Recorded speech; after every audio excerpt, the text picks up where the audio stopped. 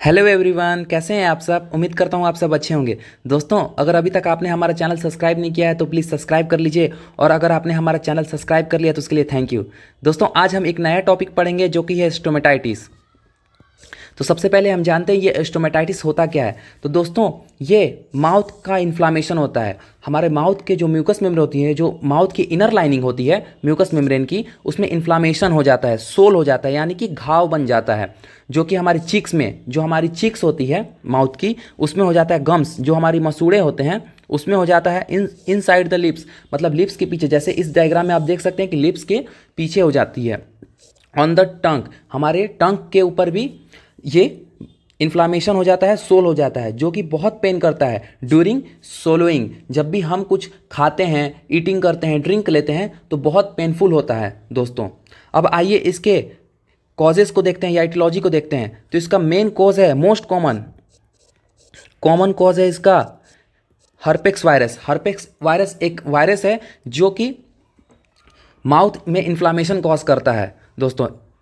इन inflammatory bowel disease, inflammatory bowel disease का मतलब दोस्तों कि जब हमारे इंटेस्टाइन में इन्फ्लामेशन हो जाता है, रेक्टम एरिया में, क्लोन एरिया में जब इन्फ्लामेशन हो जाता है तो उसकी वजह से भी माउथ में स्टोमेटाइटिस हो जाती है। मतलब कि माउथ की जो मेम्ब्रेन होती है उसमें इन्फ्लामेशन और उसमें सोल हो जाती है, सोल डेवलप्ड हो जाती है दोस्तों। डिफिशियंसी ऑफ विटामिन B12 और फॉलिक एसिड और आयरन, जब भी ये तीनों चीज़ की डिफिशियंसी होती है, जैसे कि विटामिन 12 और फॉलिक एसिड और आयरन, इसकी वजह से भी हमको माउथ में सोल थ्रोट और इन्फ्लामेशन देखने को मिलती है। कैंडिडा एल्बिकानिस इन्फेक्शन, ये एक टाइप का फंगस है दोस्तों, जिसकी वजह से भी ये भी कॉज करता है हमारे माउथ में inflammation. Autumn immune disorder, autumn immune disorder मतलब दोस्तों जब हमारी ही बॉडी हमारे ही खिलाफ एंटीबॉडी बनाए, जब हमारी बॉडी को वो एंटीजन समझ ले और उसी के खिलाफ एंटीबॉडी का प्रोड्यूस करे, तो हमारे जो नॉर्मल सेल होते हैं उनकी भी डेथ होने लगती है। जो हमारे नॉर्मल सेल होते हैं दोस्तों उनकी भी डेथ होने लगती है, जिसकी वजह से ऑटोन इम्यून डिसऑर्डर कहा जाता है। इसकी वजह से भी स्टोमेटाइटिस की कंडीशन हो जाती है।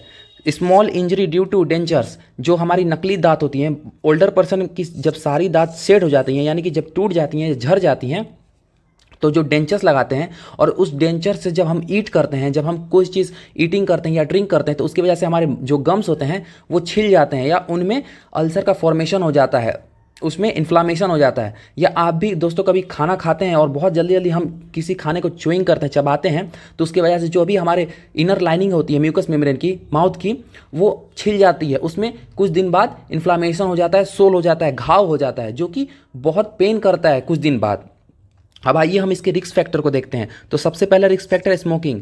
दोस्तों, जब भी कोई पर्सन स्मोकिंग करता है, मतलब हेवी स्मोकिंग करता है दोस्तों, तो उसकी वजह से भी हमें इन्फ्लामेशन देखने को मिलता है माउथ में। एल्कोहलिज्म, बहुत ज़्यादा अगर इंडिविजुअल कोई भी पर्सन अगर एल्कोहल का बहुत ज़्यादा एक्सेसिव अब्यूज़ कर रहा है, यूज़ कर रहा है, तो उसकी वजह से भी हमको इन्फ्लामेशन देखने को मिलेगा म्यूकस मेम्ब्रेन में, जो कि माउथ के अंदर, जो कि स्टोमेटाइटिस कॉज कर सकता है। अब आइए इसके पैथोफिजियोलॉजी को देखते हैं। पैथोफिजियोलॉजी मतलब दोस्तों कि ये कैसे अपने आप को डेवलप करेगा, मतलब कोई भी रिस्क फैक्टर, मतलब कोई भी कॉजेस कैसे स्टोमेटाइटिस कॉज करेगा, यानी कैसे वो डिजीज़ को कॉज करेगा, वो चीज़ हम जानते हैं पैथोफिजियोलॉजी में। तो आइए अब देखते हैं। तो एटियोलॉजिकल फैक्टर, कोई भी एटियोलॉजिकल फैक्टर, जैसे दोस्तों डेंचर्स हो गया, एक्सटर्नल कोई भी इंजरी हो गया, हर्पेक्स वायरस जो मैंने बताया मोस्ट कॉमन है, हर्पेक्स वायरस, हर्पेक्स वायरस जो कि मोस्ट कॉमन है कॉज, उसकी वजह से भी हमें स्टोमेटाइटिस देखने को मिलता है, जो कि हमारे इन्वेशन करे, पैथोजन करेगा म्यूकस मेम्ब्रेन में। जितने भी इन्वेशन होंगे, मतलब जो भी माइक्रोज होंगे हमारे, जैसे वायरस हमारे माउथ के अंदर, ये अपना नंबर को इंक्रीज करेंगे, और जब ये नंबर को इंक्रीज करेंगे तो एंटीजन एंटीबॉडी रिएक्शन होगा, और जब भी ये एंटीजन एंटीबॉडी रिएक्शन होता है तो उसकी वजह से दोस्तों हम लोग को इन्फ्लामेशन देखने को मिलता है, जो कि वहाँ पे अल्सर का फॉर्मेशन होगा माउथ के अंदर, और उसे ही हम कहते हैं स्टोमेटाइटिस। और सोल भी देखने को मिलेगा, यानी कि घाव। अब हम देखते हैं क्लिनिकल मैनिफेस्टेशन, चाहे इसी को हम दोस्तों साइन एंड सिम्टम्स भी बोलते हैं। तो फीवर, जब भी हमें इन्फ्लामेशन होता है दोस्तों तो फीवर देखने को मिलता है। ब्लिस्टर दोस्तों, एक वाटरी फ्लूइड का एक ब्लिस्टर बन जाता है, यानी कि एक फुंसी टाइप का माउथ के अंदर हो जाएगा, जिसके अंदर वाटर रहेगा, उसे ब्लिस्टर कहते हैं। वाइट रंग का ये पैचेस होता है दोस्तों। डिहाइड्रेशन, हमारी माउथ बहुत ड्राई रहेगी, जैसे ऐसा लगेगा कि हमारे माउथ के अंदर मतलब पानी कमी हो गया है, मतलब डिहाइड्रेशन जैसा लगेगा दोस्तों। पेन ड्यूरिंग ईटिंग, स्वेलिंग, जब भी हम कुछ खाएंगे या जब भी हम कुछ पिएंगे और स्वेल करेंगे, जब उसे घोटेंगे निकलेंगे तो उसके दौरान हमको पेन मिलेगा या पेन होगा दोस्तों। अब आइए इसके डायग्नोस्टिक इवैल्यूएशन को देखते हैं। तो सबसे पहले हिस्ट्री कलेक्शन करेंगे।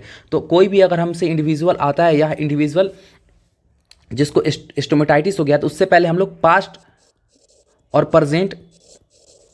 प्रेजेंट मेडिकल हिस्ट्री लेते हैं कि आपने किसी टाइप का एंटीबायोटिक, हाँ दोस्तों एंटीबायोटिक या किसी ड्रग्स की वजह से भी हमको स्टोमेटाइटिस देखने को मिलता है, या कभी कभी बहुत ज़्यादा एचसीएल सिक्रेशन होने की वजह से स्टोमेटाइटिस देखने को मिलता है। तो हम उससे पास्ट और प्रेजेंट मेडिकल हिस्ट्री लेंगे दोस्तों, और इसमें फिजिकल एग्जामिनेशन करेंगे, जैसे कि हम उसके माउथ को देखेंगे, विजुलाइजेशन करेंगे कि कितना ज़्यादा एरिया इफेक्ट हुआ है।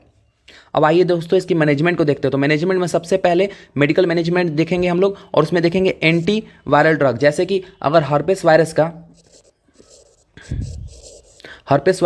का जो वायरस है उसको हम ख़त्म करने के लिए, उसको किल करने के लिए हम एंटीवायरल ड्रग देंगे। एनाल्जेसिक देंगे दोस्तों पेन के लिए, और एच2 ब्लॉकर एचसीएल को डिक्रीज करने के लिए। टॉपिकल एंटीबायोटिक देंगे, मतलब कि बैक्टीरिया के वजह से अगर कोई भी इन्फेक्शन हो गया है माउथ के अंदर जो कि स्टोमेटाइटिस डेवलप कर रहा है, उसको रिड्यूस करने के लिए हम एंटीबायोटिक दे सकते हैं टिपिकल फॉर्म में, मतलब कि ऑइंटमेंट के थ्रू या क्रीम के थ्रू। तो मैं उम्मीद करता हूं दोस्तों आज की आपको वीडियो पसंद आई होगी, और अगर पसंद आई होगी तो ज़रूर इसे लाइक एंड सब्सक्राइब करें दोस्तों। हम मिलते हैं आपसे अगली वीडियो में।